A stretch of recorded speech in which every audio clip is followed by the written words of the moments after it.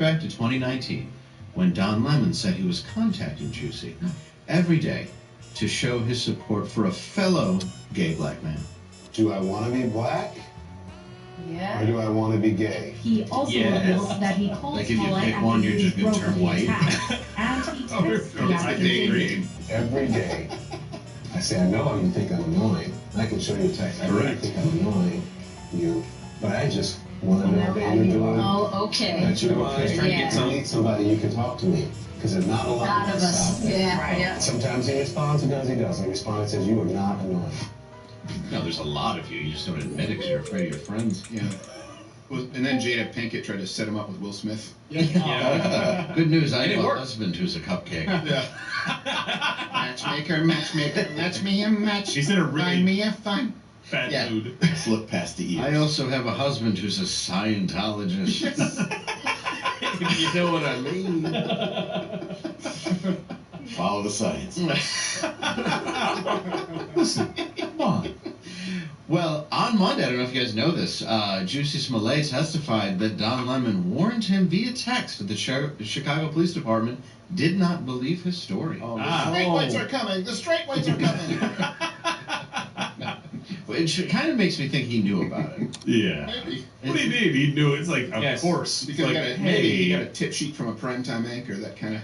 Well, we're on YouTube. I don't want them to say we said it definitely. So No, it's maybe roughly. he knew, even though he was texting him saying he knew. Hey, you know those Nigerians you paid by check and rode around with in a car the day before?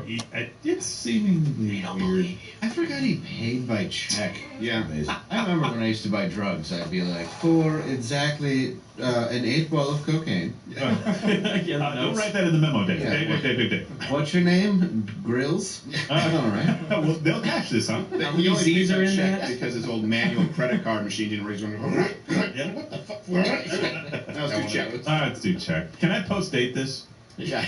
Didn't Jerry Springer pay a prostitute with a check? With the check, that's how Yeah. he got caught as mayor of Cincinnati. That's awesome. Not only was Love it it wasn't even a personal check, it was a city check. Perfect. That is absolutely And how it it should bounced. be. He should be run out of town on a rail. Instead, we gave him a talk show. Well, they'll catch this, huh? He many only Z's paid are by in check that? because his old manual credit card machine didn't raise one. Yeah. What the fuck? That was two checks. All right, let's do check. Can I post date this?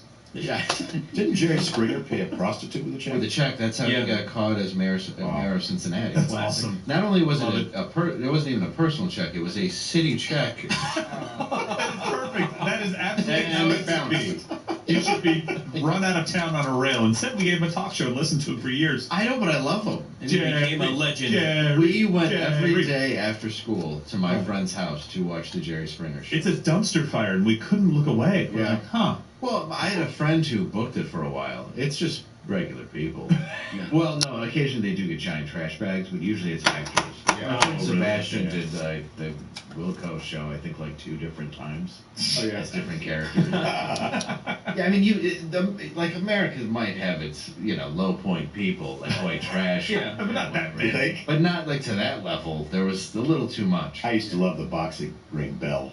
Oh, Just to get him going. It's time to fight. Steve, This Steve, is Steve. going nowhere. Fight now. Well, then the movie he made was called Ringmaster. Yeah. Like it just became about fighting. Yeah. That's all the show was. If they didn't, it's kind of like hockey. For most Americans who don't watch hockey, like we love the fighting. We're like, well, that's how you settle it on the ice. I love it, right? Yeah. Well, it was Same at thing the with Jerry same. Springer. It was at the same time where all it was hockey fights. Yeah. Or like if as a Red Wings fan, it was like if Probert doesn't that was hurt the high someone only days today. of hockey fighting in Detroit. Yes. Oh, it was just blood on the ice every game. The funniest thing, I don't know if we can ever get this on the show, but Steven sent me what was it, the Avalanche versus the Red Wings or something, or Blackhawks? Oh, whatever I think it was. Yeah, Oh I my think it God. was Detroit versus Colorado. There was a rivalry of 3 nights. Amazing. It Yeah. was just fight at literally the when you had Patrick Ross coming out there and then he just gets clotheslined by the other guy. It's when you have the amazing. goalie Yes. getting in a fight, Yeah, both of them. Two. Yeah, two. Patrick Waugh, there were 2 goalie fights. And I remember the commentators were like, oh boy, we There have we go. 45 minutes left, but it's going to take a couple of hours here.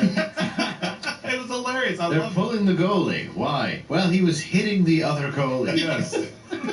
There's like no one left on the ice for 15 minutes, and each penalty box is packed to the gills. Yeah. It's like There's starting nothing a game. funnier though when you have a goal. I mean, they're dressed like beekeepers. Oh yeah. And the other guy looks down, and he's going to skate 200 feet, and they know they're going to do this together. Oh, yeah. And he got time. And he's getting ready for him because the goalies always fight the goalies. Yeah. right? Like a joust. Yeah, exactly. Come in the middle. 3 like a minutes joust. later. Yeah. And boy, that rivalry between the Avalanche and Detroit was just legendary. Yeah. Oh, yeah. Legendary. Watch that. It was one of clip. the later, So funny. like, because now they try to make it less physical, which has ironically made it more dangerous because the game's gotten faster, so there's Oh, yeah. more open ice hits. You know, it's kind of like inside fighting in boxing. You know, like a guy who's in close, it doesn't do as much damage because there's less velocity. But Yeah, now there yeah. are more open ice hits because they tried to get rid of sort of the scrums that take place. And so No, keep 'em. Yeah, well, Sidney Crosby got more concussions in one season than Wayne Gretzky got in his entire career Oh wow. Really? because he had McSorley and Semenko. Oh, yeah. Yeah. Yeah. That's what I always loved the Red Wings or any player where they didn't wear the mask and their face was just ruined and they had 3 teeth. It's like, that guy doesn't care, No. right? You know, true story. My dad, you know this, horrible father with this one. Love you, but he used to, when I was a kid, it was really hard for him to tell me I had to wear a mask, face mask at hockey, because I would always hear him. He'd be watching hockey, and he would see a guy with a visor. He'd go, pussy. No, it's not that. It's the protection is fine. But Steven, you should wear your mask, yeah. No, to challenge some guy to a fight while you're dressed like a beekeeper. I mean, you can't be hurt, right? Yeah, when you rip- come on. Yeah, it really is. And in the old days, you had a price to pay if you fought someone. You were going to bend your nose and. Oh, well, and part of it was like you had to do that move so the gloves flew Yeah. off, Yeah. and then you were actually boxing. Which isn't Now easy you're to do. punching You have to metal. get your gloves off fast. Because Yeah. if they see you trying to, these guys would have a whole rhythm to it. you know? Yeah. And now they've Loved it. tacked the jerseys down to the back of the pants, so you can't pull that over anymore. I know. That was always the You best. can't Happy Gilmore him and just like. Burn! That No, was it the has like a best. garter hook on, Yeah. on the bottom. That seems like a dirty trick. When you played, Loved it. did you play with helmets, or did you even play Oh, yes, of course. Come on, I'm not that old. I don't know. Were they leather? We had Guys leather had helmets. leather helmets on. Leather ice helmets. Yeah, and a Jason mask. Well, the goaltenders wore those Jason masks. They did. For sure. I love Yeah. it. It's why just randomly he'll just go, "It's Tuesday." Every 8 minutes. No, but it's You toast. taste things. Oh, somebody making toast again? Yeah. Oh, man, I don't know what it is. Love it. Yeah. Something well- about Jesse Smollett, I think. Yeah. Oh, we were, yes. Jesse also. Screw that guy. Yeah, alleged. This is more fun than talking about this idiot. I mean, this yeah. hero. Beautiful, brave, Yet beautiful, to be brave. convicted. Yes. Yet to be convicted. Wonderful chin Possibly strap. innocent, good chin strap. Role playing gone Yeah. bad. Great actor. Great actor. Yep. Jesse also allegedly did a dry run of the attack the day before the alleged hate crime. I bet that's a dry run. I'm It's sorry. like a hate crime rehearsal He dinner. did. Yes. And Just the families together. No one Yeah. guests. Yeah. we'd like to have a limited menu. Nothing ethnic. What a piece of shit. Sorry, what a piece of shit. Yeah, it really is unbelievable. To hire 2 really dark black guys who don't know any better, just to tell, that's why he didn't fill them in on the gap. Do a dry run and then tie a Payless shoelace around his neck. Yeah. Keep it on for the cops. Then get warned by Don Lemon and now try and throw them under the bus. Just what garbage. Write a check and then come back with an intact sandwich. Yes. Yeah, come on. It's like never in the history of hate crime did somebody go, fortunately I was able to save my bag of Wendy's. Yeah. Yes. This is really what Martin Luther King envisioned. Oh, yeah. He was like, please, I want the worst Unbelievable. version of... Mess him up. Is that a tune on rhyme? Man, it's too far. Oh man, put that down nicely. That's Soft. that new Toscano, bitch. Don't touch that shit. Toscano Tuesday, man. I have a dream that a man can fake a hate crime Well, and have an intact Subway sandwich at the end. Eat fresh. Eat fresh. The need to fake a hate crime because there are literally no hate crime. Why doesn't Subway use him as a spokesperson? It would at least be hilarious. it would. It's, It's better like- than the pedophile I'll they probably had be in there Well, with Jared soon. Yeah, Wow. I know. Jared just holding up his pants like, look at these. Yeah. I took them off in front of a kid. So what happened? After the after the attack, Juicy Smollett allegedly texted one of his attackers, "Brother, I love you. I stand with you. I know 10,000% that's not even accurate. That's Good man. You and your brother did nothing wrong and never would." And then he goes on camera and says, I was attacked by these 2 guys. The opposite of what he said in that text. Yes. I love how we have to say allegedly, but you're reading the actual text. Yeah. It's actual. It really is amazing the hoops you have to jump through just to be honest. Yeah. Yeah. Well, allegedly, he is blood type B negative. Where'd you Yes. get that from his blood test? But Oh, allegedly. You know, when he caught himself pretending somebody else did it. Yes. Yes. Smolley's defense attorney, Tamara Walker, began crying after she asked for a... That's what you want in a lawyer. Yeah. Began crying after she asked for a mistrial and claimed the judge lunged at her. As judges tend to do. Yeah, they tend to Yeah, just right. come over that bench. Yeah, start swinging. She a public Why I oughta. public prosecutor? No, she's a PMS. No judge is like, I'm going to beat the shit out of you. Mistrial. You you better say. watch it, young lady. You a fresh You one. get a fresh one. He's trying to come over the desk. Maybe Come on. maybe just What? Joe Say it Brown. again. Lady, say it. Joe Brown might. Yeah, he'd be like, "You like to hit women? All right, here I come. He's like, I was a bad kid in Detroit. Yeah, I'll mess you up. Bad mamma jamma. Yeah. Stab you in your belt buckle and shit." Cut your eyes. And then I wear them on my eyes. Oh, what? No. I want to be able to see through my eyes, but I will find solace in the fact that people know your eyes are also there. I'll be led around by a dog. What? With your eyes. Like Pan's Labyrinth, only they're not on my hands. I'm Ah. sorry, I'm very drunk. Let's shoot. Justice Smollay's defense is trying to paint his attackers as homophobic, citing a tweet from one of the alleged attackers about Frank Ocean. Why are you following Frank Ocean? You know that, I don't know what that word is. I have no Night idea. Gay, right? Yeah. Yeah, night. I think you're right. Yeah, I think it was night. Well, they were Darkest Night. Yeah, Yeah. Darkest Yeah, Night. in a blizzard. They were painting them, so.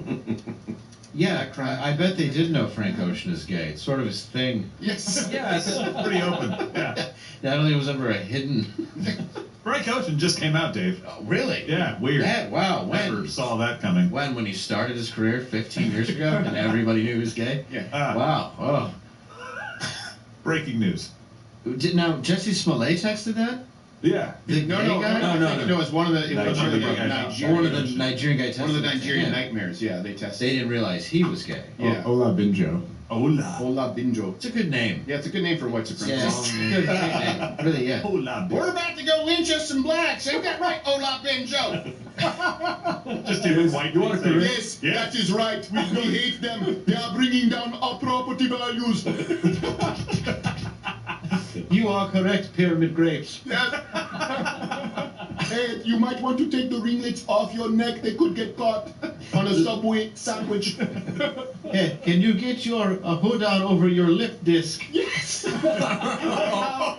you cut that in? Yes. No, calcium. Just to make sure. Don't forget the bleach. Yes. That's why, in case they catch us, we can turn white real quick. Yeah. Michael Jackson. did Yes, it. yes, that's how it works. He comes back with like name brand Clorox. You dumb son of a bitch, just get greater value. You, I told you to buy in bulk, Knight. yes, you lost 82 extra cents of our check written to do this. Why does it say hate crime in the memo? I just probably wrote that fake hate crime. They're like, that's why we think it, Jeff. Yeah, Yeah. This is all we need. But a wrench was thrown, guys, Oh, What? into the defense attorney's strategy when Juicy Smollett testified he did drugs and masturbated with one of his attackers. Well, if you can fake a hate crime, you can dodge a wrench. Hey, I feel like a guy judging Frank Ocean masturbating with someone. Boy, that is Yeah. the pot calling the Totally normal, Dave. Yeah, Totally normal. totally fine. Like, Totally you straight guy. scare you know. I have heard. Wait, Is that because you're inside of him? Ouch. No, so how are you making that call? It's a foul move. it looks like it was the other brother, maybe? 'Cause Oh, this one says the other one. Abimbola Osundaro. Oh, my bad. Oh yeah, Abin Bowl. That was a racist Yeah, pronunciation if I've ever heard one. Yeah, by the way, please fact check that, people. Abimbola. Call us on it. We got the Bola. brothers wrong. All references available at lifefair.com. Yes. They both just sound like diseases you can only die from in their native land. Right, yeah. So, Bowl. I'm Bambola. Oh, please leave. Yes. Do you want me to take my shoes off? I want you to leave. Just leave, please. We here at LWC, that's Louder with Crowder with Dave, That's right.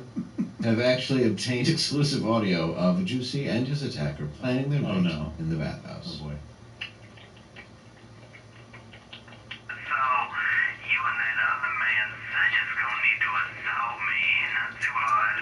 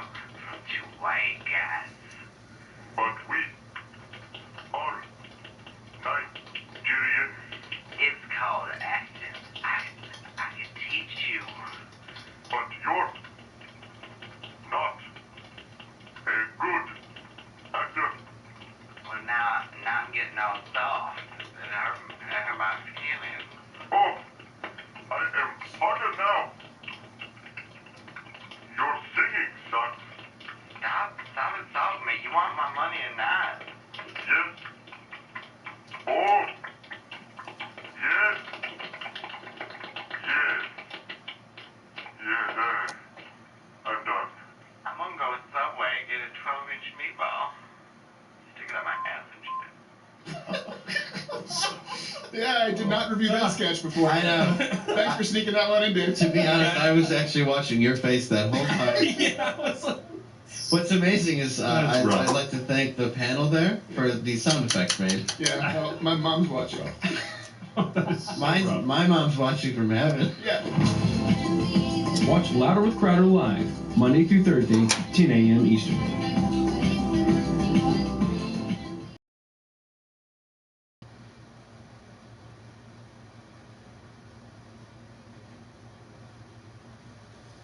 Michaels has everything to create meaningful gifts and meaningful moments. Shop now at michaels.com.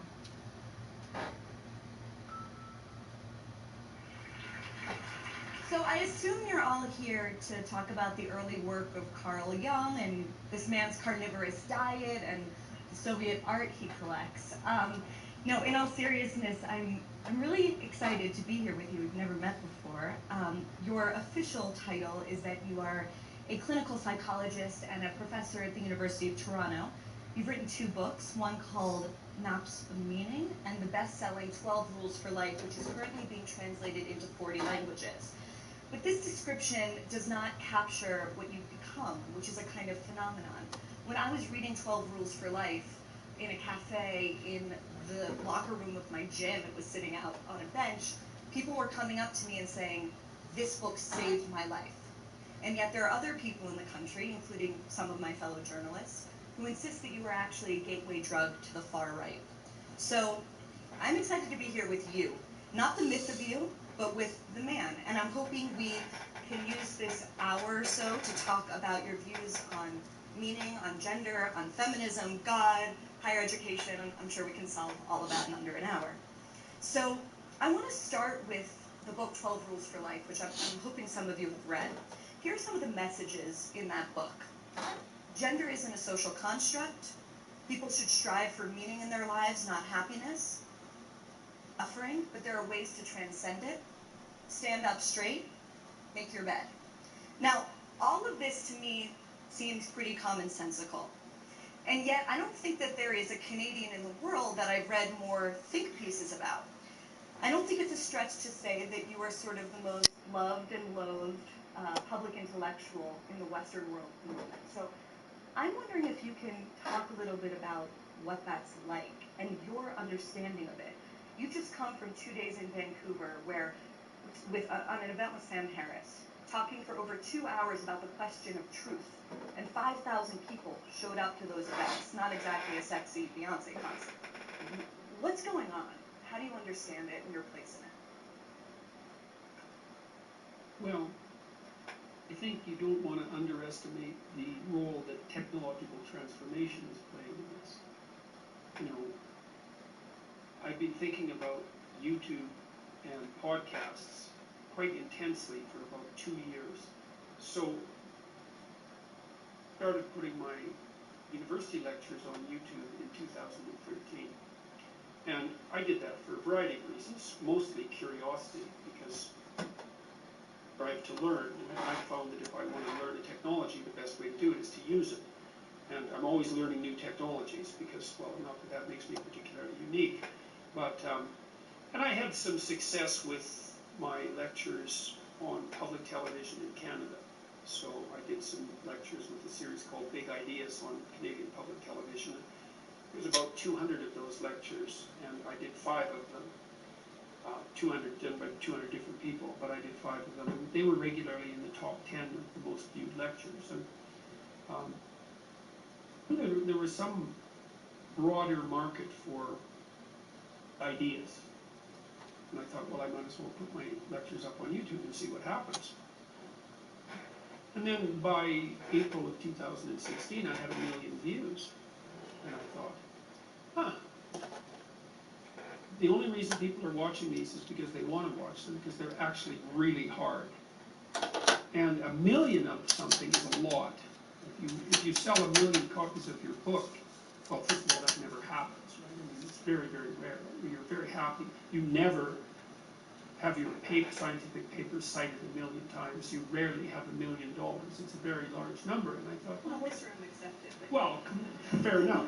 fair enough. And of course, it's not as uncommon as it once was, but it's still a significant number, and I didn't really have any way of calibrating that. I thought, well, what am I supposed to do now that I hit 1 million views? How am I supposed to conceptualize that? What is this YouTube thing anyways that was once a repository for cute cat videos? So what does it mean to have 1 million views on it?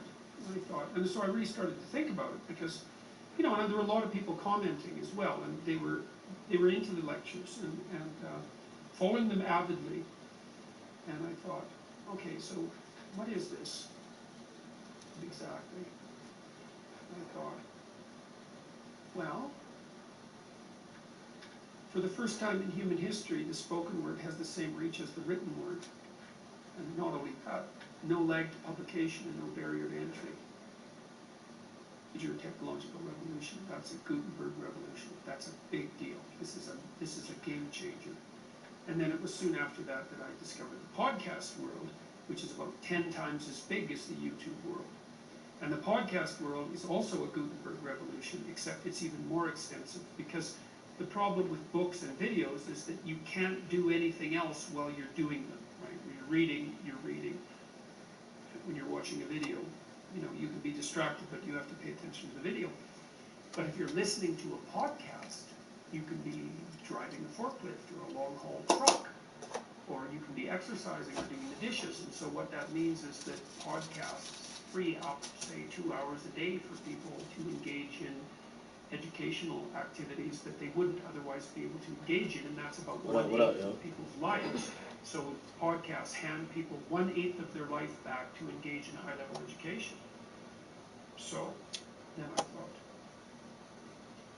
people actually want to do this. There's a massive market for high-level intellectual engagement that's much deeper and more desperate, let's say, than anyone suspected. We really saw that in Vancouver. You know, I mean, the discussion I had with Sam Harris, the 2 discussions, we talked about the relationship between facts and values, was really and science and religion more peripherally. But the dialogue was conducted at the level, I would say, approximately at the level of a pretty rigorous PhD defense. And we were only supposed to talk for an hour and then go to Q&A, but the crowd didn't want us to stop. And so we talked the first night for 2.5 hours and the second night for 2.5 hours, and the crowd was 100% on board the entire time. And it wasn't because Sam was winning or I was winning. Neither of us, in fact, were trying to win. We were trying to learn something. And we were actually trying to learn something. We weren't just pretending to do that. And, you know, the place erupted at the end. And I think one of the things I've realized in the last couple of days as I've been thinking this through is that the narrow bandwidth of TV has made us think we're stupider than we are.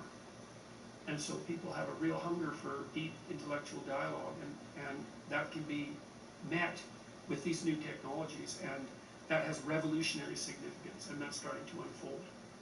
I wonder about, you love to quote this line, this Nietzsche line, that anyone who has a why to live for can endure almost any how. What's your why? What is driving you?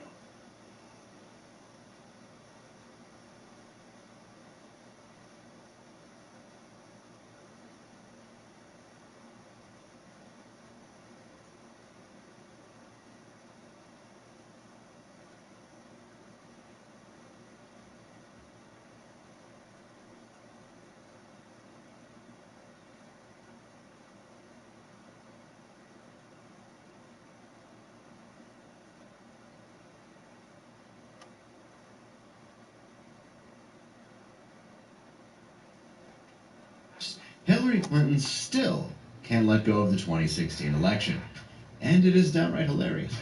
Let's watch her cry as she reads from her would-be 2016 election victory speech. Listen to me.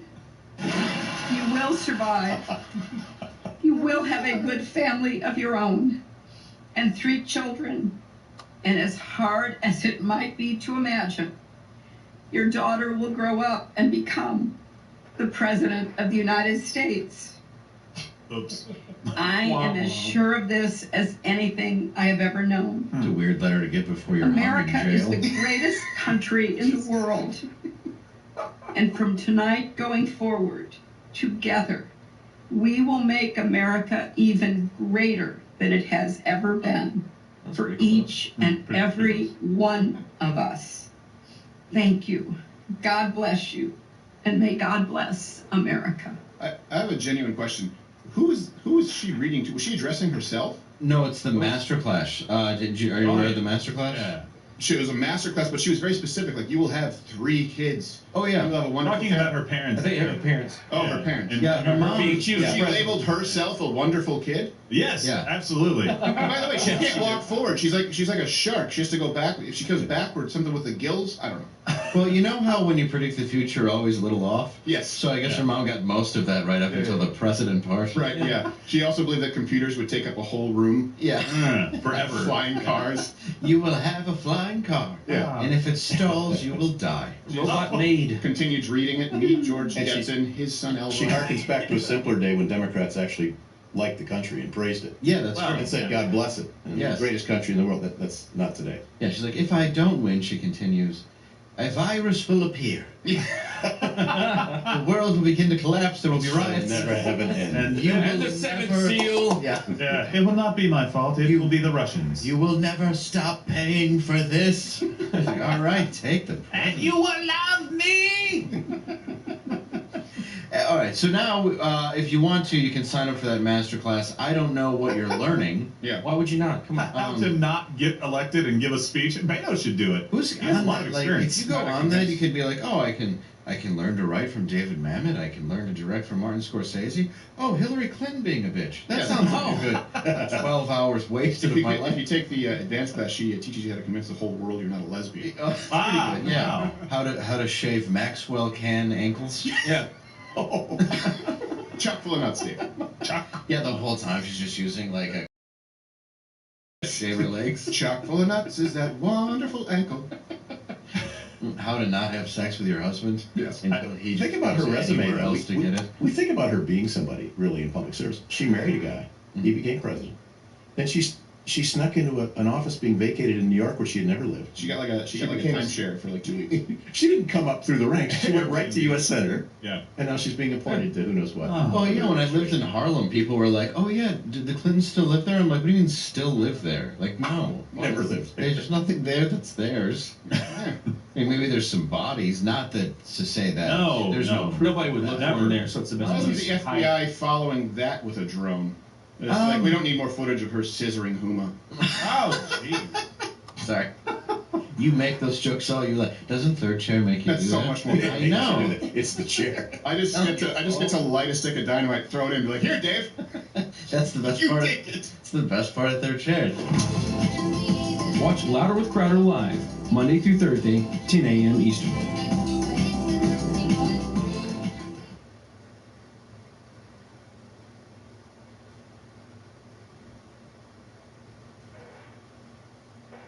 The most nervous I've ever been. Look, you can light it during the intro, Dave. This is off to a horrible start. I thought this was the intro. No, we have a montage. It's a special. Look who we have. Look who we have. Show them who we have. Yeah. It's okay. Don't say anything. Don't let him ruin your intro. It's Ash Wednesday. One of the most special we've done. We have Kyle Rittenhouse. Let's go. Ash Wednesday. I don't know enough to know whether that 17-year-old kid exactly what he did, but allegedly he's part of a militia coming out of the state of Illinois. Have you ever heard this president say one negative thing about white supremacists? A 17-year-old vigilante, arguably a domestic terrorist, picked up a rifle, drove to a different state to shoot people. We must never allow mob rule. 17-year-old being held on suspicion of first-degree intentional homicide. You see the 17-year-old who was radicalized by Trumpism, took his AR-15 to Kenosha, and became a killer. So first, let me ask you, and I know Joy Reid said this didn't happen, but she's an idiot. Yes. When the president, if not outright said, their argument is he didn't call you a white supremacist. He just inferred it and showed a video of you with him narrating about white supremacy. I think that's bad enough. What was that like when the president of the United States, former vice president of the United States, was dragging your name through the mud before you even made it to trial?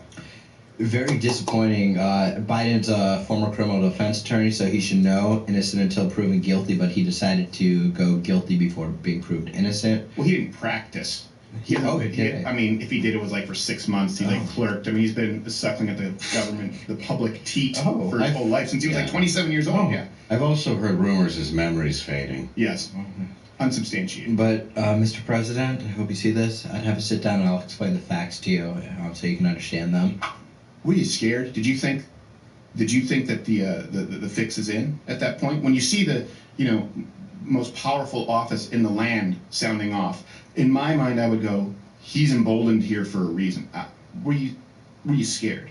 I was terrified. Like when I have all these lying media organizations, the president coming out and saying all these false things that just are not true. Right. It's just like, how could somebody get away with that and not be honest journalists? Well, the Clintons killed a guy. Is that true? Allegedly. The FBI, though, to me,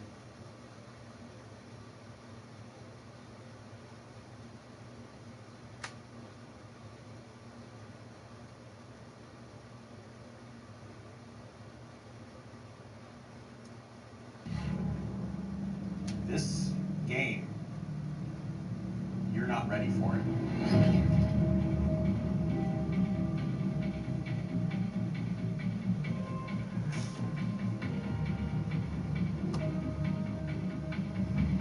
We have Alan in Michigan.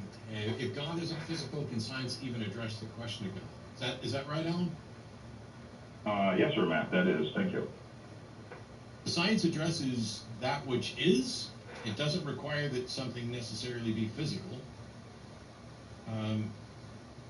Let's assume for a second that you're right, that we're limited in what we can explore to the physical world in one way or another. Right. I'm just suggesting. Yeah. Well, let's assume that that's the case, that science cannot explore the non-physical. It's not science's fault. And so now you're in a situation where evidently... I mean, it's not science's fault. It just seems like the wrong tool. The thing is... Question of God. That's the thing. What tool do you use? And when you're deciding on the tool, don't you have to know something about what it is that you're looking for? Tool should we use instead of science? What tool, what methodology allows us to reasonably conclude facts about things that aren't physical? Well, yeah. Okay, I mean, that's the root of the question. I mean, so it's not physical. We just need some other method if we're going to address it. I mean,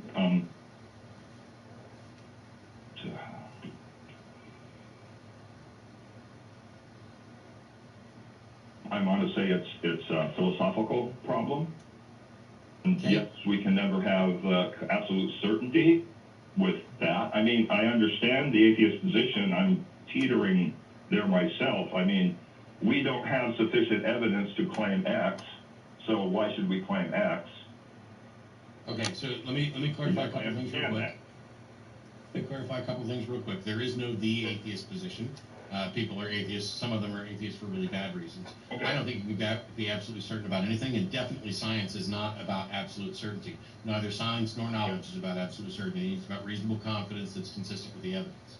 And so, to whatever extent you were describing atheism, I think you were describing skepticism, which is I'm not going to believe something until I have good reason to do it. Okay. So let's say, now there are plenty of things that aren't physical.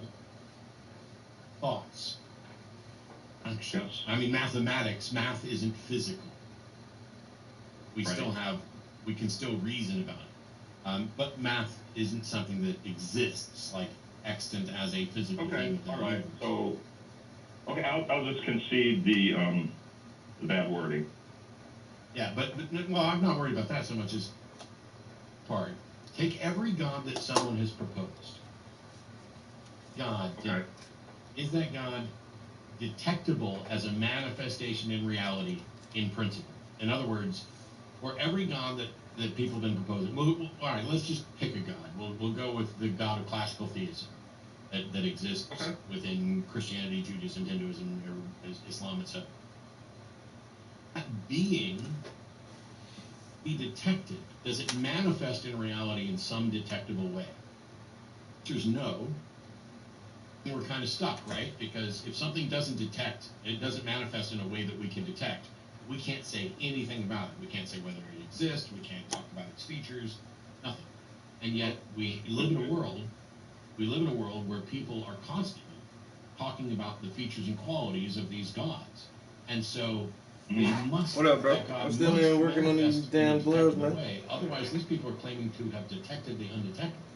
That would make them incredibly irrational. So we must be talking about a God that's detectable. So let me ask. I'm not asking you, obviously, but the question to them is, how did they detect a God? Right. Okay, so I have discussions about the origins of religion, and people say, and I was going to actually save this question for another call that seems to segue in. People say, well, religion was created to control people, but you move at one, maybe you look at one religion and say, well, yes, it seems that religion was created to do that, and you can certainly point to passage in the Bible that says, yeah, it's about obey your masters or what. But the early histories, the early history of Buddhism, the early history of Christianity, it doesn't seem to bear that out. It doesn't mean that Christianity didn't become a tool for that by the 4th century. So the thing is, I don't buy into this notion that religions were created to control people. I think religions are the stories that we've told ourselves to keep from having to admit that we don't know, or to assuage our fears, or whatever else. But the religions that survive the best are the ones that spread because they are also good at controlling people, because they give just enough detail to keep it fuzzy and meaningful to people, but not so much detail that you can debunk them. Basically, they're going to make unfalsifiable claims. I don't know where Genevieve is on this, but I'll get her into it. Yeah, I would just put it. Hi, Alan. I would just put a different spin on the idea that religion was created to control people, because I know, every time we say that, we're talking about a very, very negative, oppressive structure. I would almost say that, yes, religion was created to control people, but not necessarily in the way that you're thinking.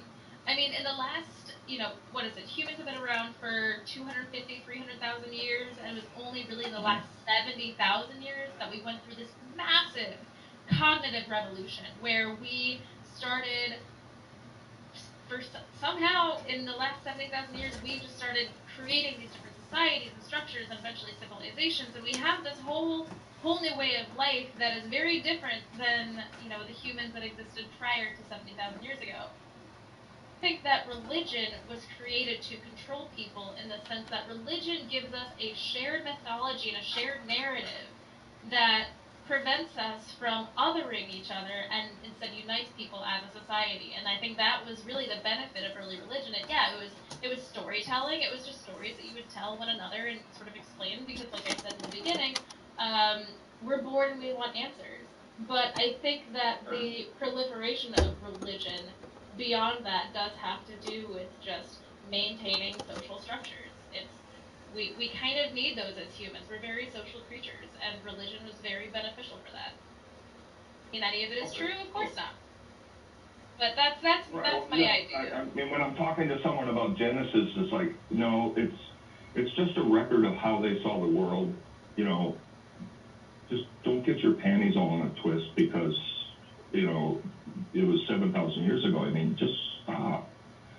That's not what the Bible is. That's not what the Old Testament is. I was going to reach over and put on one of my Christian hats for a second, because I like doing that. But I can tell you that when I was a Southern Baptist, my response to that would be, it wasn't 7,000 years ago. I have a real relationship with the risen God of the universe, who's the creator and governor and keeper of the universe, and blah, blah, blah, blah. And so if you tell somebody to forget about it because it's 7,000 years ago, no Christian or Jew is sitting around pining about Adam and Eve. Right. And they're not all going to take it literally. And so this is something that means something to people. That's undeniable. Question is, how do we go about figuring out whether or not it's true? This is the thing that you began by talking about. It's like, hey, if God isn't physical, how can we investigate? What can science say? Well, I think there are plenty of tools that we have to explore things, whether they are physical or even in the sense of abstractions, because we have mathematics, which is the most rigid disciplines. Far more rigid than what we understand about biology, for sure. 2 plus 2 is 4. Ever it was in base 10 or whatever. There's a new soap. Can you smell it?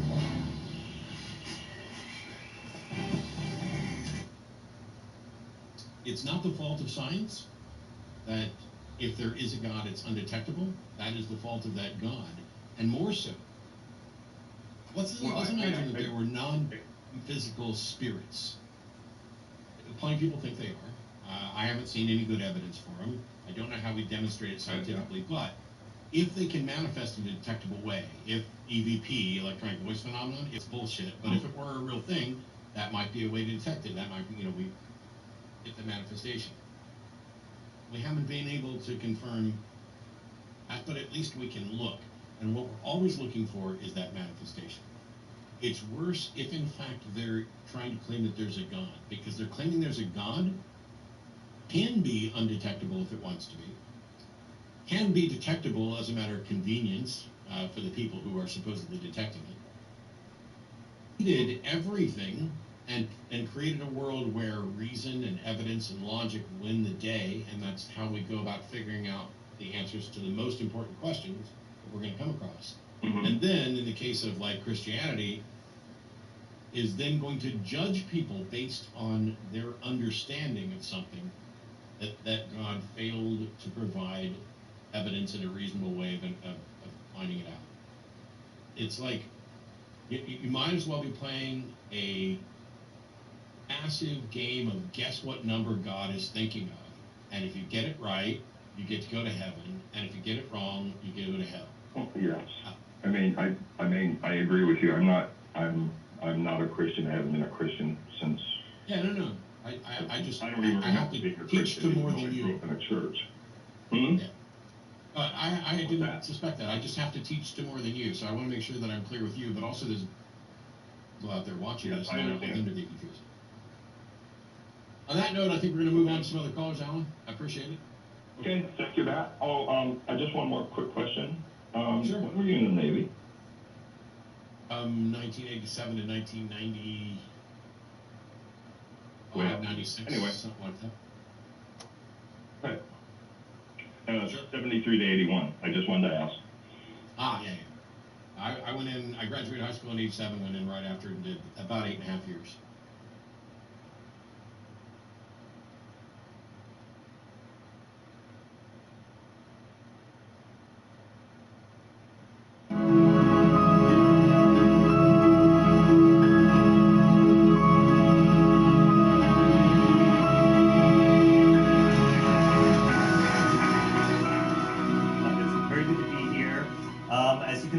From my title, I'm going to be approaching the question of the role that the idea of God has to play in explaining the universe we see from the point of view of a scientist, a physicist, or a cosmologist, not the point of view of a professional theologian or philosopher. I do think that the point of view of a physicist or a scientist is relevant to this question. It's not the only possible point of view one can have. There are aspects of the idea of God that do not reduce to the roles played by a simple scientific theory.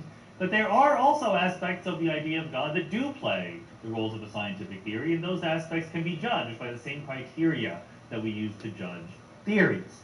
In the original schedule, if you have seen that, it removed the word good from my title. So it just said God is not a theory, but that is the opposite of what I'm trying to say here. So just so you know my point of view, I'm saying that God is a theory. The idea of God, to the extent that almost all believers use the idea of God, does have aspects of it that can be judged in precisely analogous ways to the way that we judge an ordinary scientific theory. Now, I'm very well aware there is a thread of thought that says the opposite of that. It says that the idea of God is something separate, it's a different kind of idea than the ideas that we use when we have physics theories. So, you know, God is not reproducible or something like that. So I just want to get around that particular definitional problem by putting forward the idea of theory as something very, very broad. I don't want to pick some very, very specific philosophy of science definition of a theory. To me, a theory is just an idea about the universe that may be true or false. And then we should try to figure out how to judge whether or not this particular idea is true or false.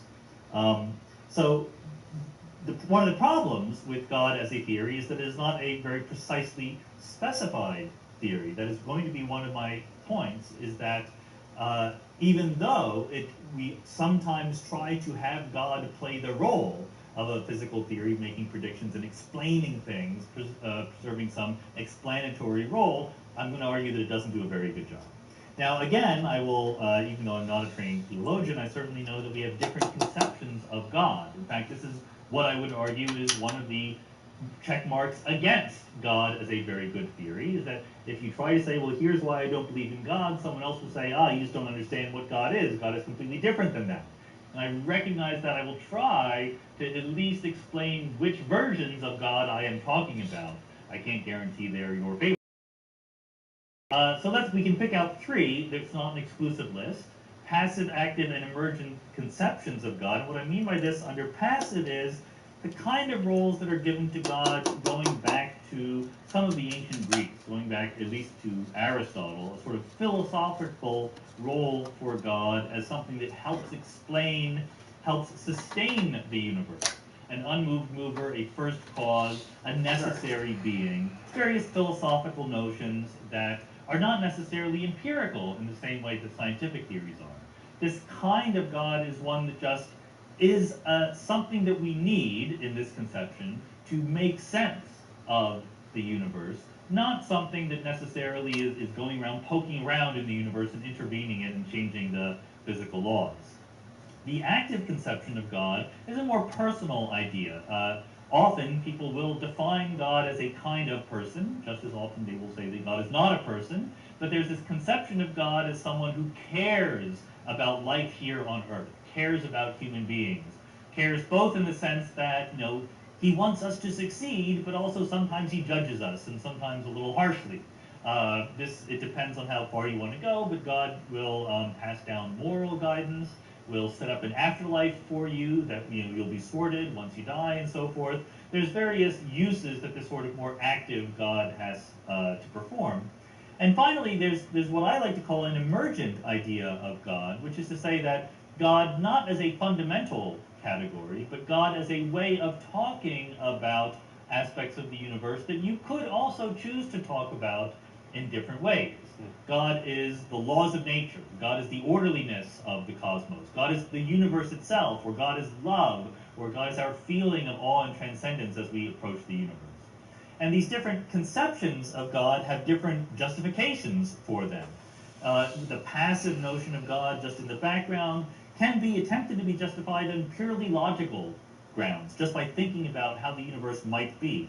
The more active conception of God is going to be essentially an empirical argument, that the best way to explain the universe we see is to imagine that God is doing these things in an active sense. Whereas the emergent idea of God is a more rhetorical move, and I don't mean that in any disparaging way. It's a way of talking about the universe that we see. So I'm actually not going to be talking about this third category. My personal belief, for those of you who are fascinated by it, is that I don't see need to talk about the universe in that vocabulary. But if you want to, I won't stop you. What I'm more interested in for the purposes of this talk are the conceptions of God that introduce God as a separate metaphysical category that we have something to do with. And I'll start with these more philosophical metaphysical arguments in favor of God. I think that as a scientist, the second category is more relevant, but I do have to get this one out of the way before we can move on to the second one. So, what does it mean, and what is the role played by God as an unmoved mover, as an Aristotelian first cause? God as a necessary being. Very often, if you ask theologians, how would the universe be different if God did not exist? They will say, I cannot imagine a universe in which God does not exist, therefore I cannot answer that question. To me, as a scientist, there's a huge problem right from the start with this kind of reasoning, which is that the whole strategy is one based on some a priori metaphysics. That is to say, this is, very much armchair philosophizing in the best sense of the word. Sitting down, thinking about all the possible ways the world can be, and concluding that those ways must somehow involve the idea of God. There's no step in that process in which you actually go out and look at how the universe actually is. You don't need to in this way of thinking about it, because you can just argue logically that God must be part of the universe.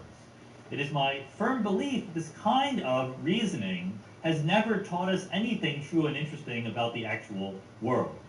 That is not to say that armchair thinking without going out and looking at the world is not useful in any way. It's extremely useful. Mathematics, logic, other branches of philosophy and formal inquiry are not empirical in nature. They don't involve going out and looking at the actual world. They reason in an a priori sense, but they also don't reveal interesting truths about the actual world. Mathematics reveals consequences of axioms. You say, I have a certain axiomatic structure and I derive theorems on the basis of that. It doesn't tell you which axioms are possibly true. If you want to actually figure out our universe, does it involve some notion of God, that is an actual fact about the specific universe in which we live, and I personally don't think that this a priori kind of reasoning is ever going to get us there. But let me take it seriously for just a little bit and sort of give you my feelings as a scientist about this. How would we refute the claim that God is a necessary being, for example? And I should also admit that I'm happily conflating all sorts of ultimately different kinds of a priori metaphysical arguments: first cause, prime mover, necessary being. These are all subtly different in ways that I'm going to completely ignore, so sorry about that. They have a similar flavor, and I'm going to treat them similarly.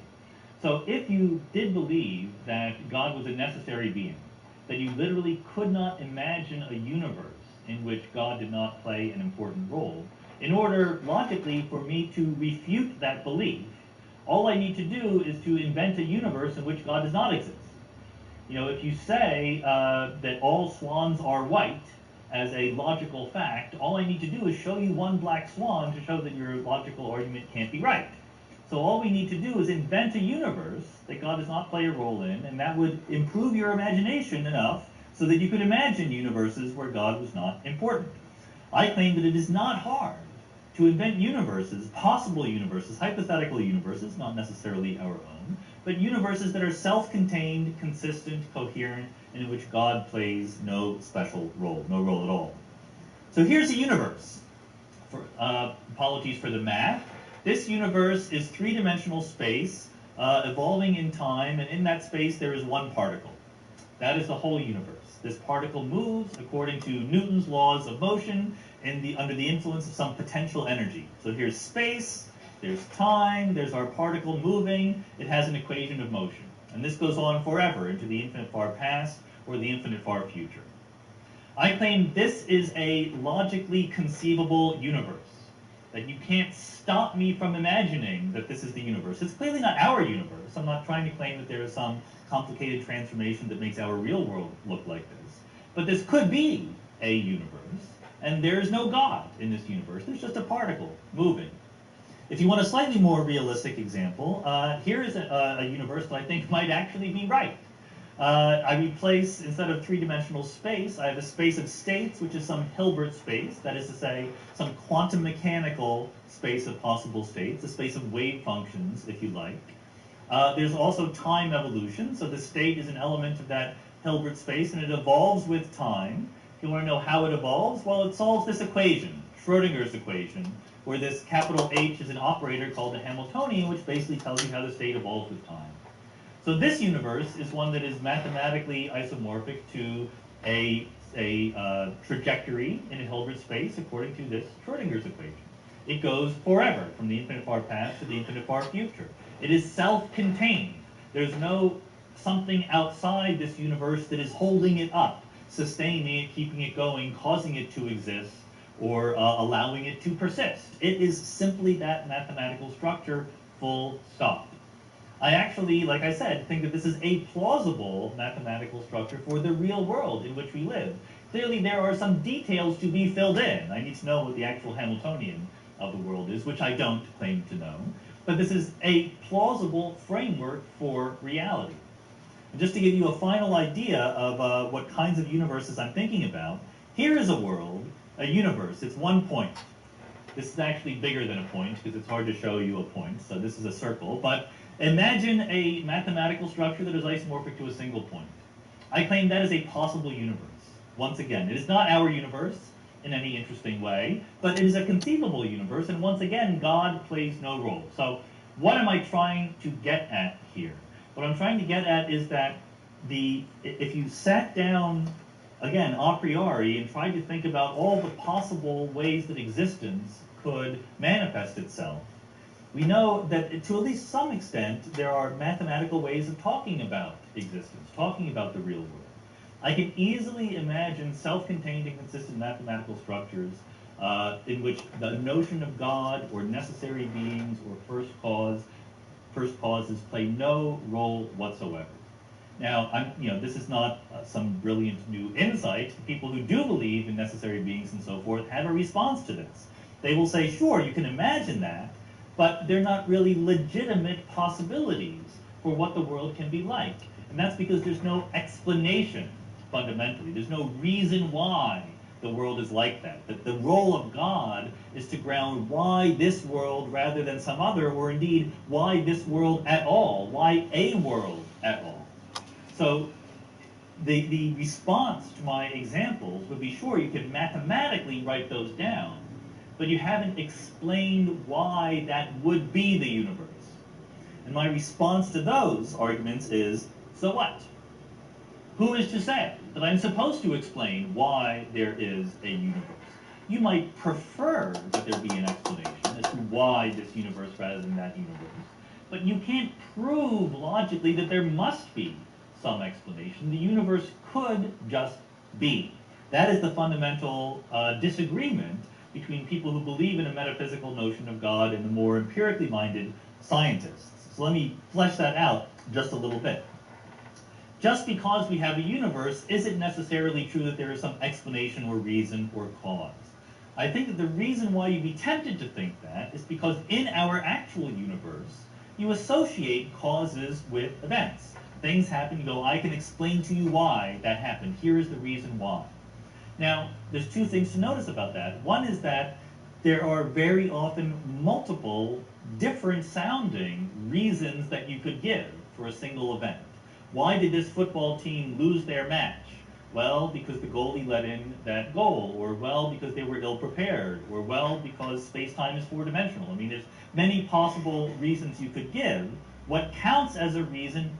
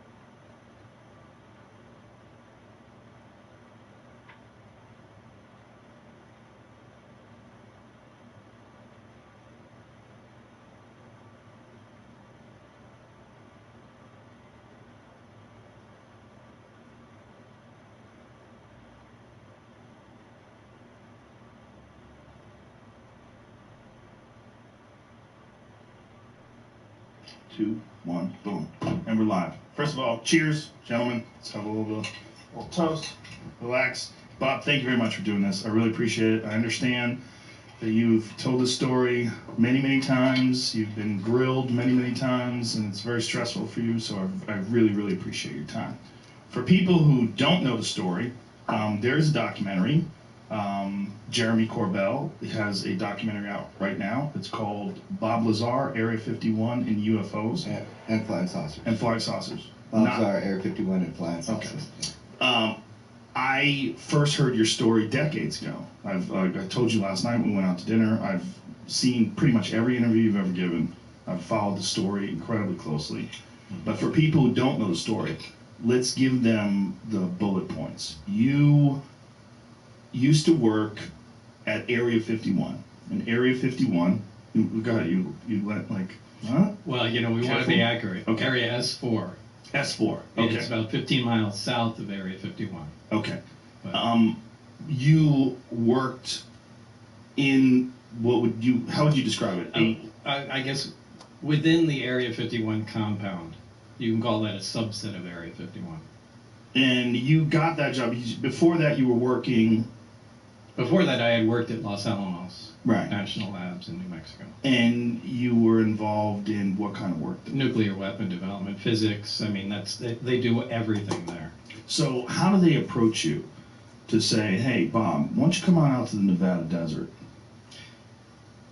Well, the way this went down was, at that time, it was 1982, I put a jet engine in my Honda, and Los Alamos put it on the front page of the paper. Said, Los Alamos man, physicist at the lab, built this 200-mile-an-hour, Honda jet car that I drove to work every day. So I was known in Los Alamos as the guy with the weird car, and you could hear it from a mile away. Anyway, the day that came out on the front page of the paper was the day Edward Teller, the father of the hydrogen bomb, was giving a lecture down there at the lab. And we didn't have much going on that day in our group, and I asked if I could go down there. And I went down there early, and Ed Teller was outside, leaning on a brick wall there and reading the front page of the paper. Now, this is a guy out of history, so I introduced myself. Hey, I'm the guy you're reading about there, and we talked for a little while, and it was cool. Fast forward to years later, I had moved out to Las Vegas and had, left Los Alamos and, went on to other things, and I wanted to get back into the scientific community. I left to start other businesses and that sort of thing. So I sent resumes out, and one of them went out to Ed Teller and referenced our meeting, back in the day. And anyway, he remembered me and gave me a reference, somebody to contact at EG&G. And that's pretty much how it started. So you get a phone call or a letter? Like, what do you get? Well, I got what did I get? I got a letter initially, and went down for an interview probably a couple times, and it was down at EG&G Special Projects, which was at McCarran Airport at that time out in Las Vegas. And did they give you any sort of job description of what you were applying for? They said it was for, I can't remember exactly what they did. This was a long time ago, but I think it was advanced propulsion or something like that. Something relatively generic, and they said it's in a remote area. It's going to be some days on, some days off, and it was kind of not exactly a full-time job, but you might have to be out there for 2 weeks at a time and take 2 weeks off. So it was kind of the work schedule would be kind of broken up. And did it seem attractive to you, or did it seem weird? No, it really wasn't weird, because people that work at the test site, anybody that's familiar with the area up there, working at the nuclear test site or at the Tonopah test range north of there, that's typically how things go. So you had known about it from the scientific community? Because Area 51 at that time was No, they didn't say anything classified. about Area 51. Okay, so they just said it was in a remote location, and you just know it was up at the test site. Right. So, but there was no mention of Area 51 at that time. So they've done hundreds of nuclear tests in Nevada. That whole area there's giant chunks of Nevada that people. Yeah, there's a big piece of Nevada, and it's split up into different areas. There's a nuclear test site. There's Area 51. There's the Tonopah test range north of that. There's little sub areas. There's areas where they test chemical weapons and things like that. So it's all broken up as a gigantic test area. So take me back to first day on the job. You accept the job. They take you out there. Yeah, it's the first day really, I didn't really get to see a whole lot. The first day was essentially just paperwork. That's when I flew into Area 51 proper. And I left McCarran Airport and flew what they call the Janet flights. Just, a passenger plane from Las Vegas to Area 51. And it was really just going through a mountain of paperwork that day. From security clearances to... it was like 2 or 3 hours of just solid paperwork, and that was really an uneventful first day. When did things get weird? When did you realize? Like, at what point in time did you say, "Hey, this is not normal work. Like, this doesn't even seem like it's from this planet"? That I can't tell you what day that occurred on because so much time has gone by. The days have kind of fused into one, and I can't separate the days. Was it a slow burn, or was there a moment of recognition? Well, the first inkling I had was when I came in. There's this facility that is at S4. It's in the side of a mountain, and normally we had pulled in with the bus and gone around the front through a normal double door. This time that I went in, there were hangar doors open. I went in through the hangar door, and in the hangar door was the disc, the flying saucer that I worked on. I saw it sitting there, and we walked by it. It had a little American flag stuck on the side, and I thought, oh my God, this finally explains all the flying saucer stories. This is just an advanced fighter, and this is fucking hilarious. Right. So I went by, I slid my hand alongside it. I got reprimanded immediately for touching the thing. And there was a guy, an armed guard, that followed us in and just said, keep your eyes forward and your hands at your side and just walk in the door. So that was the first time I had seen anything that was weird. It was sometime later that I was introduced to my lab partner, Barry. And we had some of the subcomponents of the craft in the lab. And Barry was very anxious to get a new lab partner. So he was very talkative and couldn't wait to show me different things. And it was in the demonstration of the reactor working where it caught my attention to where this is technology that doesn't even exist. So, I mean, that was the first time I knew that this is really something different. What was it? What was it about this reactor that made you think that it didn't exist? Technologically. Well, it was I actually have to back up because there were some briefings that I read before that certainly gave me the impression that this was going to be a weird job, but this was the first hands-on thing. This was a small reactor about the size of a hemisphere, about the size of a basketball, on a metal plate, and when it was running, it produced a gravitational field of its own. Now, this is something that we can't do. We can't produce any gravity. The only way we get gravity is from large quantities of mass. But there's no machine we can have that turns on that makes gravity. Like, you can turn on an electromagnet and it makes a magnetic field. We can't make a gravitational field. Anyway, this device was producing that. And Barry said, almost like he was bragging, go ahead, try and touch the sphere. And I couldn't. It pushed my hands away, just like two like poles of a magnet. So that was. So like when you take two magnets and you try to press them together and they push against each other. Yeah, kind of cushion feeling, but you can't get them together. The closer you put them, the more they push. But and you felt that physically with my hand. Yeah. Now there's nothing that does that, and that immediately caught my attention. Going, wow, this is something else.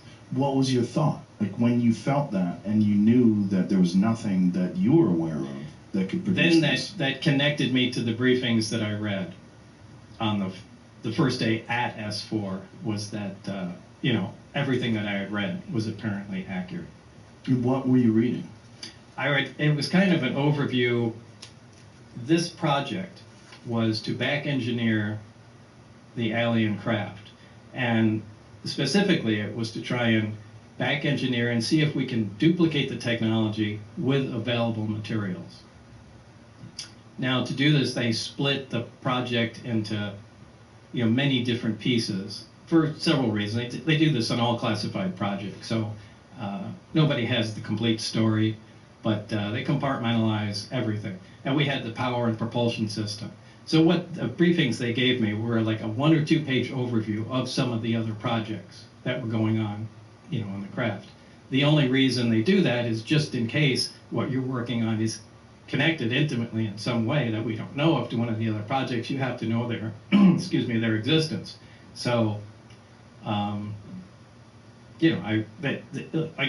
everything from metallurgy to, weapon potential of the craft, and these were all, essentially very short briefings, but mine was just power and propulsion, and it made it very clear that what I read was accurate. So when you were reading that, before you actually saw the reactor, what were your thoughts on what they were describing? If you knew that something like that didn't exist, and they're describing it in the briefings, what did you think you were going to see? I didn't know at the time. I mean, I was reading, I thought, is this some kind of test?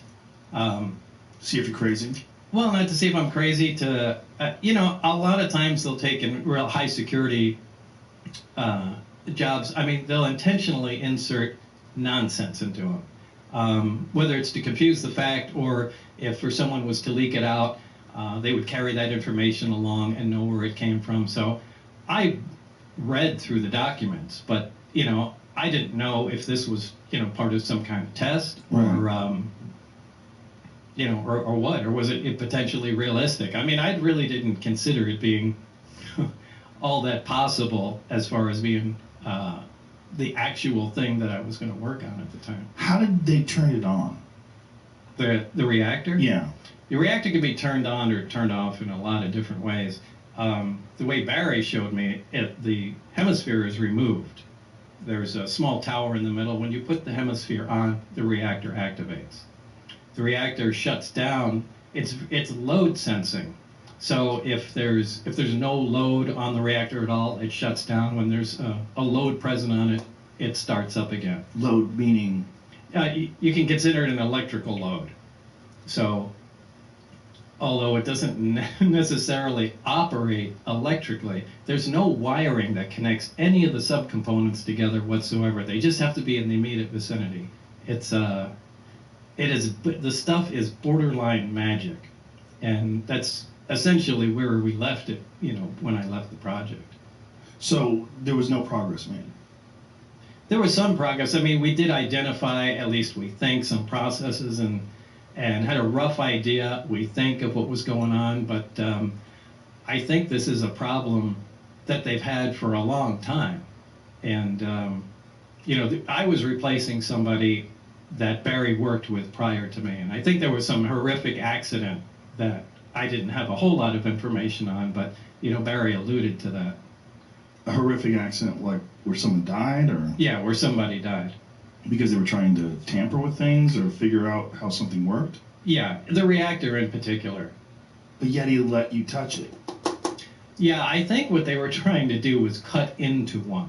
Oh, now they had more than one there, and that was supposedly there was an unannounced nuclear test, and that's what it was. At the time, remember, they were still doing underground nuclear tests at the test site. But from what I understand, according to Barry, there was an attempt made. Now, this must have been a pretty desperate attempt because it's not a very scientific process to cut, analyze something that way. But it looked like they used a plasma cutter or something like that to cut into an operating reactor. How many of these things did they have? They had nine craft altogether. I only got hands-on with one of them, so I can't really say what how the others operated. Did you see the other ones? Yeah, at one time, and only one time, the bay doors between the hangars were all open, and I could see all the way through. And were they all exactly the same? No, they were all different. Different shapes? Yeah. But they were all from somewhere else? Yeah, absolutely. Now, did anyone make any attempt to explain or to tell you where they came from? No one is the least bit interested in letting everybody know all the facts. They want to give you the minimum information that's necessary to complete your task. So you're not getting the story of where they came from. You're not getting the story of how much progress other people are making. You just focus on the small component. But they gave you some indication that they've been working on these for a while? Yeah. When do you think they acquired these? I really couldn't say. I think they've been around for a while. So they bring you into this room, you see this reactor working, you realize this is nothing that, as far as like the scientific community at current time, has the ability to create.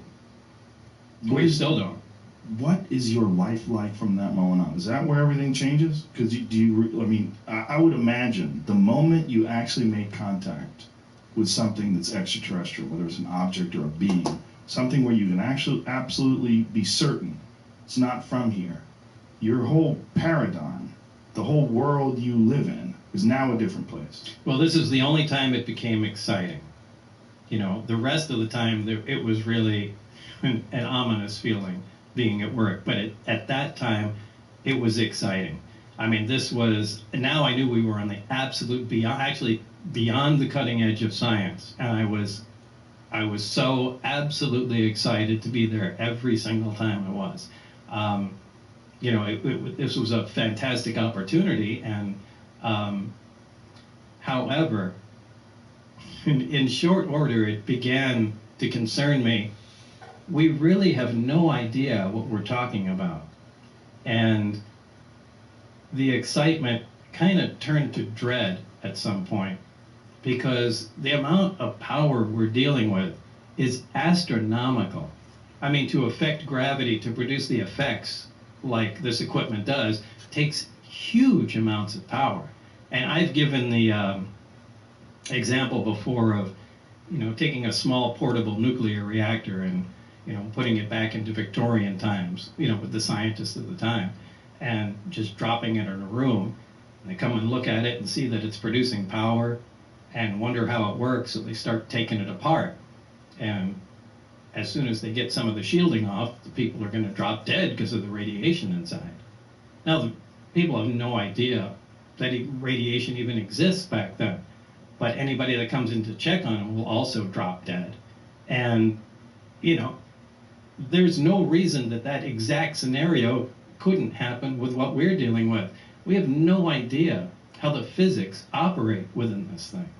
The power levels are, like I said, astronomical. Like, it's incredibly dangerous to tinker with something like that. And, in some respects, we were guinea pigs, just trying to find out how to make this thing.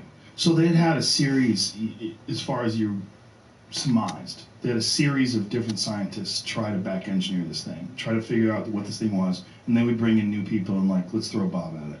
Yeah. And they I don't know how many, but I knew there was certainly one before me, and I knew he died during the analysis of the reactor itself. And you don't know how many have worked on it, and no one gave. This could have been there for 50 years. It could have been there for 5 years. When they're giving you instructions, what are they saying? Like when they're giving you direction, they're showing you all this stuff. Like what are they saying? What are they asking of you? Well, essentially what they ask is what I said. We are just to gather as much information as possible, find out how it operates, and see if we can duplicate it. So, but they never told you where it was from. They never let you ask questions about where it's from. Well, if the information I read in the briefings was accurate, now what I do have to say is the information that pertained directly to the reactor was accurate. What I read did jive with reality. In terms of how? In terms of how it was made, what we saw, how it operated, the materials, how it, turned on, and what was discovered about it. I'm sorry, the migraine is really making it hard for me to think here. Sorry, no, we talked that before the podcast. You tell everybody Bob is getting a migraine. I know you're very stressed out by this. It's just one of the reasons why I appreciate you doing this. Where was I already? We were talking about right, the way you explained it. And so there was some paperwork that indicated that this was from the Zeta Reticuli star system. Now, how they obtained that, I haven't the slightest idea. But it wasn't just from the Zeta Reticuli star system. It was what they called ZR3. So it was a third. Have you guys ever heard of Bob Lazar? Like when I was really, really big on the fucking ancient alien shit. Yo, I was deep on that Bob Lazar shit. And then like years later, Joe Rogan gets him on his podcast. I mean, his story sounds crazy as shit, yo. It sounds believable though.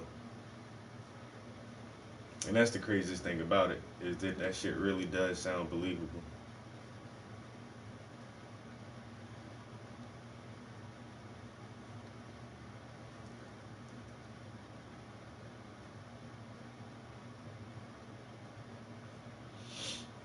All right.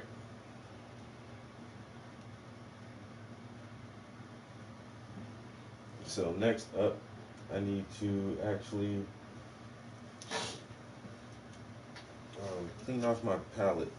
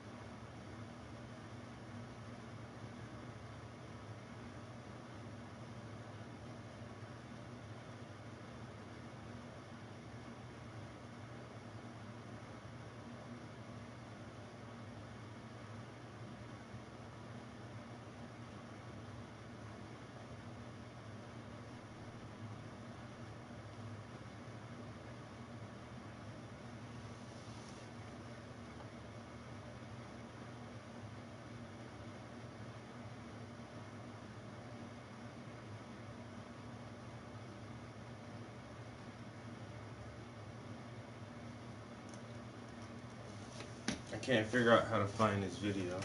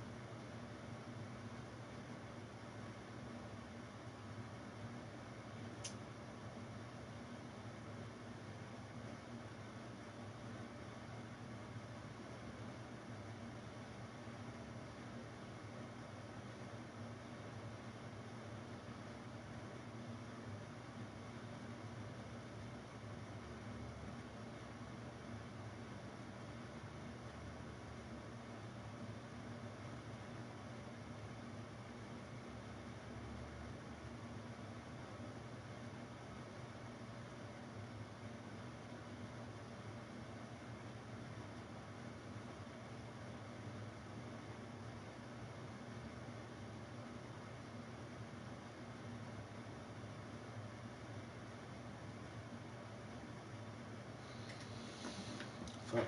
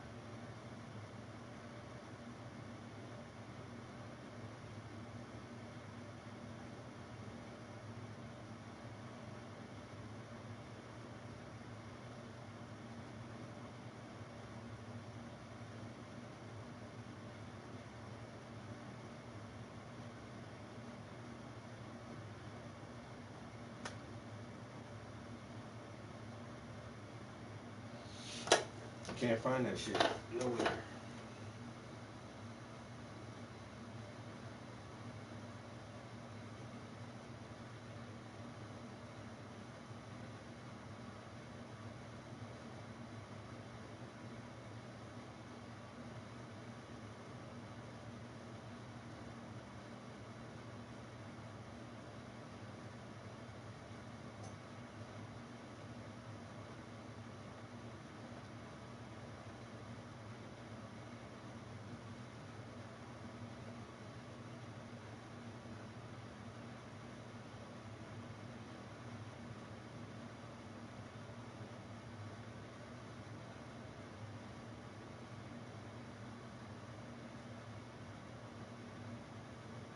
Grammarly does more than catch errors. With Grammarly, you can find... All right, I want to take a minute to tell you guys thank you for dropping by my videos. This series has been awesome. I love this game so much. It literally is everything I wanted in a Halo campaign. The free roam aspect, the grapple hook, the vehicles, the enemies. We got boss battles now. There's a lot of side content we can check out. There's collectibles. I mean, it's just so much going on. Anyways, you guys are awesome. Thank you for likes and support. Let's get this. Yo, look at this area. Hold on, let me just get up here and look around. The fact that you can get back there, if you can scale that, that would be insane. Man, can you guys imagine a battle royale with all this? One, it would be terrifying to see somebody with a spark laser in the background. Nah, forget about it. All right, here we go. Try to get some momentum really quick. And the ghost down here. I would like to get one of these, but I'm gonna die. No response on comms, but if they are, it's a sure bet they need our help. Hold on, these guys are... I can't do much. I want to get a vehicle. I was gonna get my Warthog back, but I can't remember where I put it. I think I can now. I'm pretty sure I can fast travel and get another one. You know, we're really far away, so I definitely need to get a vehicle for this journey.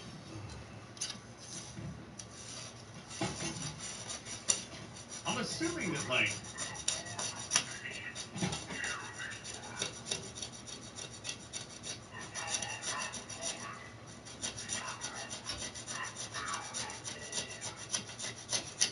Yo, this is crazy.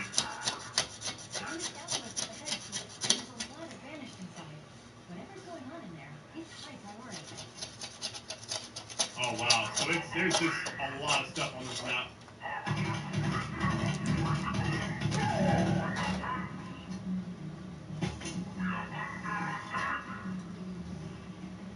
Let's go on foot, why not?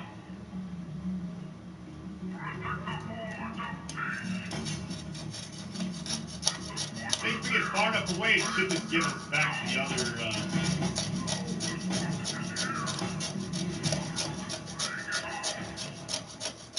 Oh, they're gonna keep spawning. Alright, down here, we're actually really close. Well, 600's not close, but let me see what this is, hold on. Looks like somewhere you'd like go shooting up in the air, but I guess not. Maybe this is for something later on. And there's like, hold on. Wonder what happened here. There's a soldier too.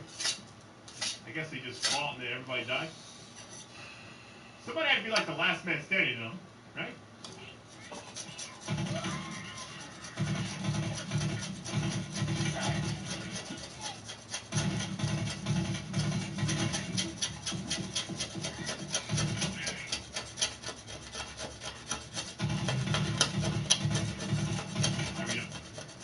Alright, Warthog is back in business. Wait, what's this? What?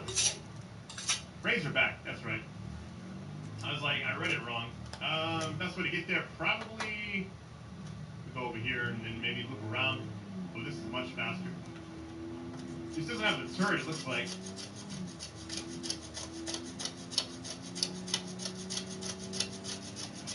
This has been an incredible game.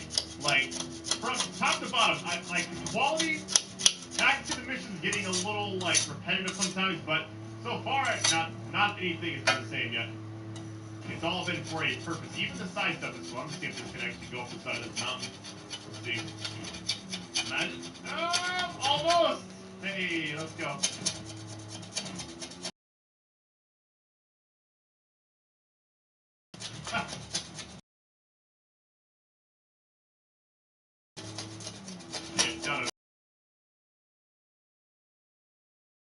Halo driving was always very floaty, which I always like. 400 away. I'm gonna wreck this thing, but here we go. Adieu!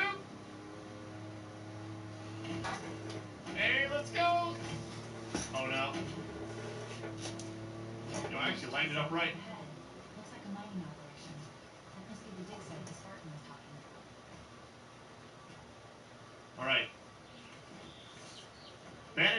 big site. All right.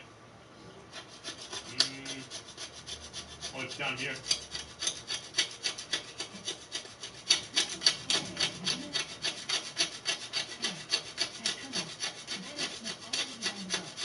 Ooh, this is kind of creepy almost.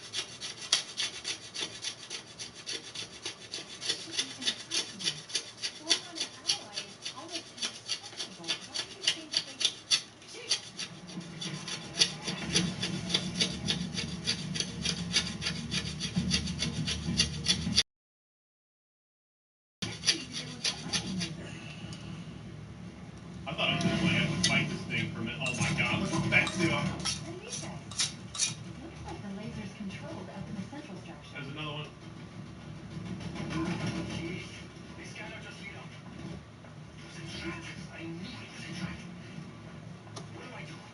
Hold position. I've got it. It's so sick that it actually like tasers them a little bit. Nice little shock to their system. Scrap cannon. Why not? Let's try it out.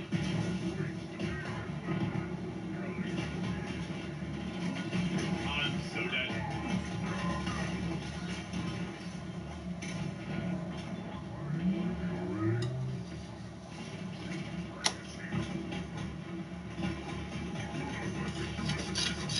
Yo, this thing cooked.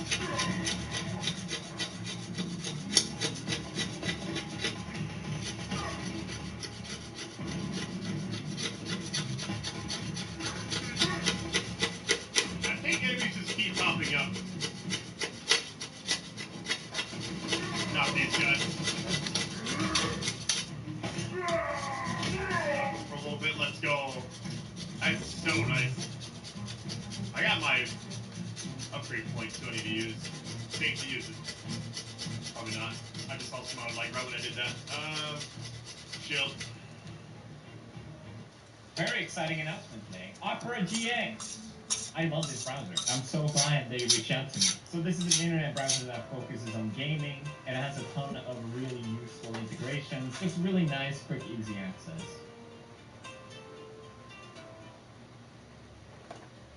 Yo, what up, bro? What's up, Trev? What's going on? Ain't shit, man. In the studio working on some little projects. Shoot, how you doing, Mr. Rogers? I mean, what's his name? It's called Happy Accident. Damn. Trying to get some people got me doing like some little Christmas gifts and shit for them, man. Trying to get this little bit of money real quick. Bro, son, I'm trying to get Christmas gifts, bro. These motherfuckers forgot to add my uniform allowance. And my fucking paycheck. The what now? My uniform allowance. Oh, damn. And then the next thing is supposed to be my holiday paycheck. You know what's so dumb? I realized the job. Why give me a holiday paycheck after the holiday? That makes no sense. Why do you call a holiday paycheck? It makes no sense. Yeah, we'll give it to you in a couple weeks. Yeah. After you done living like a poor man during the holiday. Like, what kind of shit is that? That's crazy. Damn. You know what I'm saying? You got some more time off before the year run out? Yeah, I got a couple of weeks. I got, let's see, this week I got 2 days off this week. Let me see what else I got off after that. I gotta look at my calendar right now, man. Yeah, I'm so disappointed in Battlefield, bro. I kind of feel the same way, bro. I ain't gonna lie. I look for servers now instead of just going into Conquest. I'd look for like hardcore, like rush servers.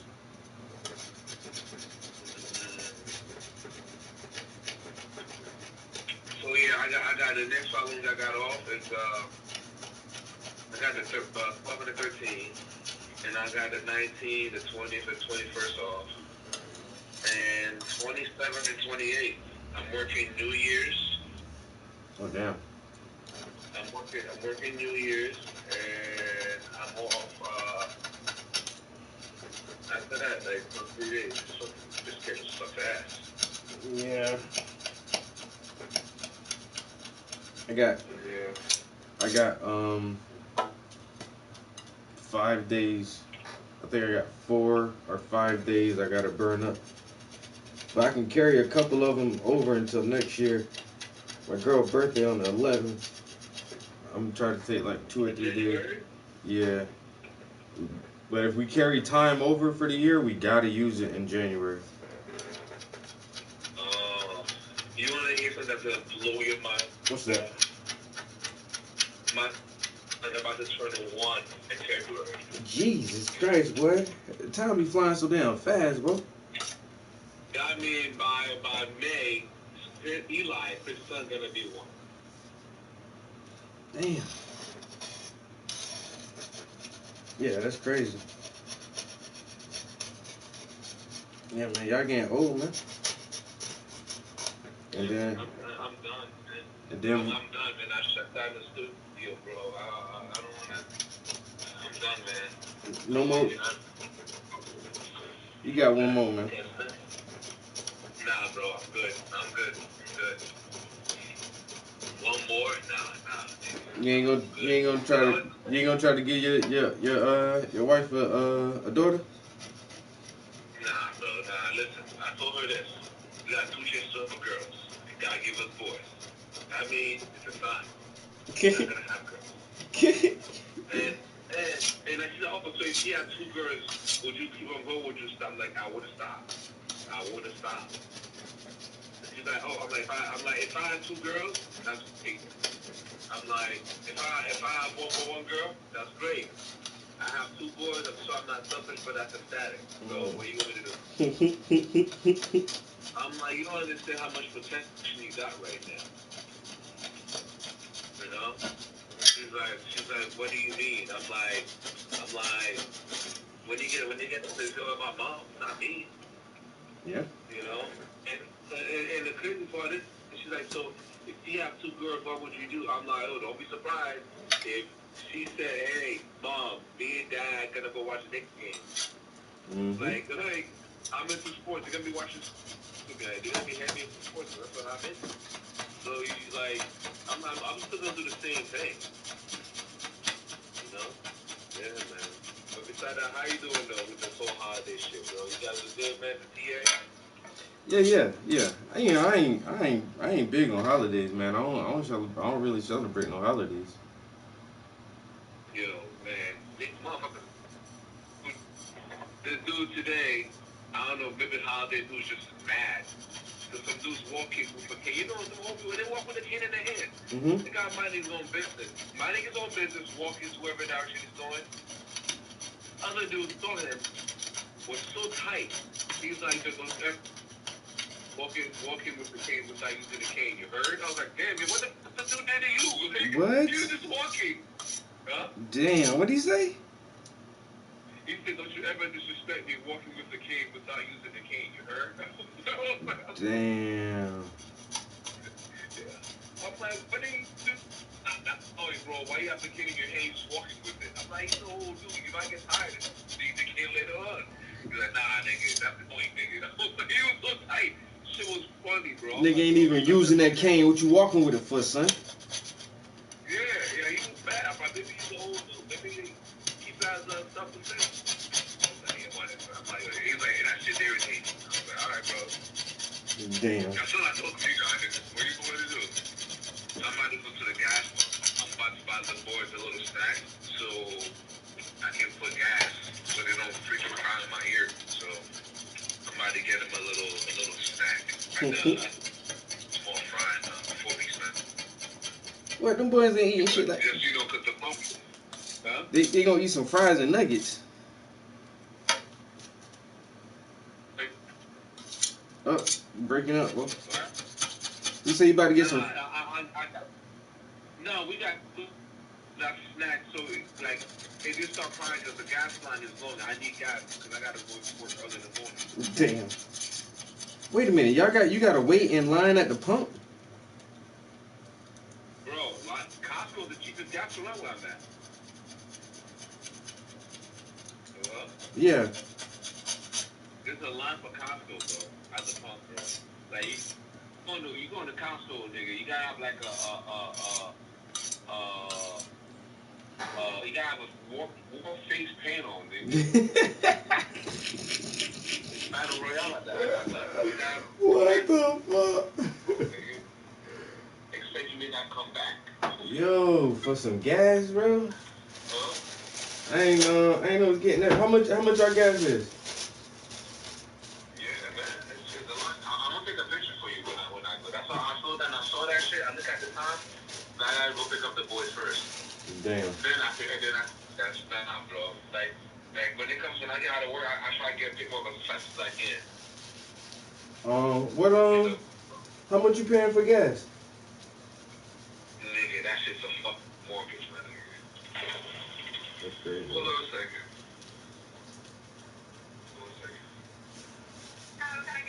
Yes, can I get 2 4-piece nuggets? Okay. Small fries. Okay.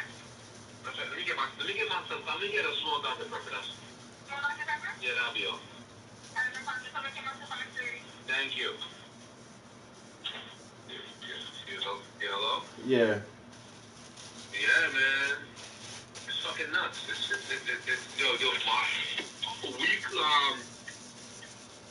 weekly, give my boys, I think close to almost 800, close to 1,000 a month. A month? Weekly. How much? Well, wait a minute. How much gas costs a gallon at a gas station? Oh, well, the gas or the daycare? Which one? Yes. How much gas costs? Hold on a second. Let me get one more second. Yeah. I'm gonna make it a big. You're hungry ass. No, the gas where I'm at, I put gas like every day. I mean, I put gas like at least in a week. I put like twice a week, two times a week. Yeah, but how much does gas cost per gallon, bro? Like over here, we paying fucking $3.69 a gallon. Over here is $3.95, close to $4, bro. Oh my god. Hello? Yeah. Hello, Trap. Can you hear me? Yeah, I hear you. Yeah, it's $3.95. Something's $3.95. Something's it's like close to $4, bro. Yeah, we getting there. We like, we like 370, like 369, 370. Our shit gonna be like $4 soon too, yo. Yeah, I was on the phone the other day, son. I was like, yo, son, put the other nigga back in office. Huh? I hear you, bro. Damn. Thank you. Thank you. Yo, I was so tight. I was like, yo, I saw that shit. I was like, yo, put the other nigga back in office. I swear, yo. Somebody said to me, how can you say that? He's racist. I'm like, listen, I can't ignore racism. I cannot ignore inflation, my nigga. I know that's right, yo. I can hum all I want. La la la la la. I don't care what you're saying, but hey, my pockets can't hum like that.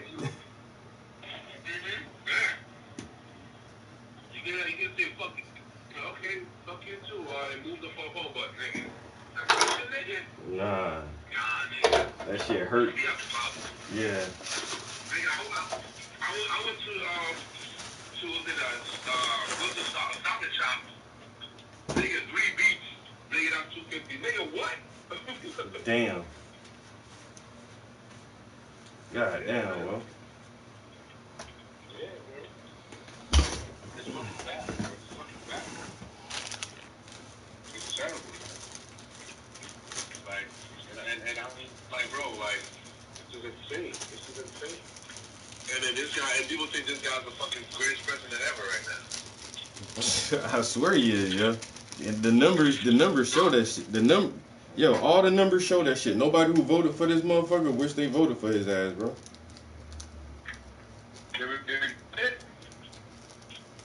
Everybody like, fuck, I wish I wouldn't have voted for this nigga. Black college don't get shit. Black college don't get shit. No. Those only about that whole BLM shit. BLM right now, they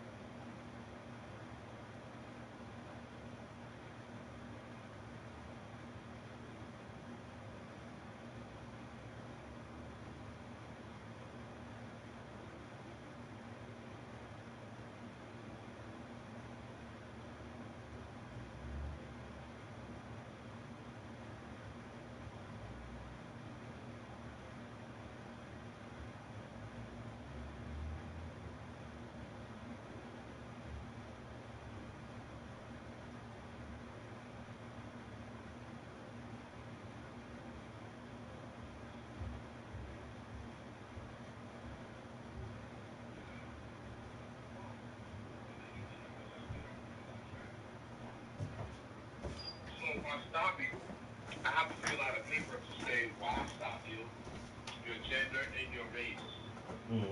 So, they can go to tax and say, oh, and I think it put a lot of, like, eventually in the future, like, hey, Marcelo, I think I come notice the last 6 months, most of your car stops are mostly minorities and black people. Can you explain that? Because I don't know, because I work where the majority of people are minorities. How about that? That would be racist, basically. You put me in a black neighborhood to stop crime, I'm gonna stop the crime that's in the black neighborhood where it's mostly black people. Now, if you take me to a suburb where it's mostly white people and you want me to stop crime, I'm gonna stop mostly the crime for white people, so. Exactly. The whole system is flawed. But, man,